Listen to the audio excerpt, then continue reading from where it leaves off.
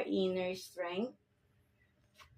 So you have this angel of truth. No, so for some of you, no, your inner strength is you are this truth, no, you are always the truth, or sabihin natin you are truthful, no, honest person, no, something like that, no, or sabihin natin na lagi ka lang nasa katotohanan, ayaw mo na nagsisinungaling, no, so ayan ang inner strength mo, kumbaga tiwala sa iyo ang mga tao because alam nilang honest na person ka, right? No, mga Pisces natin. So, yeah, ayun yung nakikita ko na inner strength ninyo that you are this, no? You are honest, no? So, maraming nagtitiwala at naniniwala sa inyo, no? Mga Pisces natin, right? No, so let's see what are the possible challenge na paparating for you, no? Possible challenge na paparating for Pisces, please. Let's see.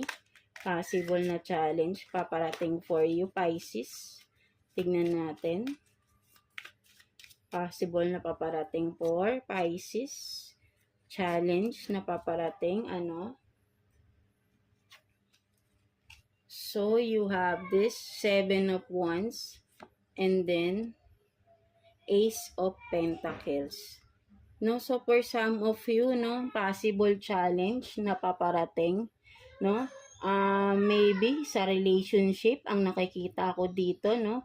May diskusyonan, may conflict, arguments na paparating for some of you Pisces, no? So ang nakikita ko rito, no, sabihin natin na in regard sa pera, no, may pagdududa ka sa person mo, no? For some of you, ang challenge dito, no, merong third party situation. So, ang challenge dito is kung totoo ba ito or hindi, no? Kasi, syempre, of course, hindi yan aaminin for some of you.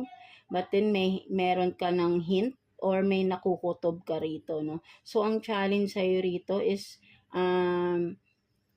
gain some concrete evidence, no? Kailangan meron kang ebidensya, no? Kasi parang ang nakikita ko rito, nagko-question ka regarding finances, no? At may duda ka na may ginagastos na iba ang iyong person, no? Mga Pisces natin, right? Na parang may third party, something like that, no? So, ayun ang nakikita ko rito, right? No? Ginagastos niya yung pera niya sa iba, something like that, no? So, ayun yung parang challenge dito is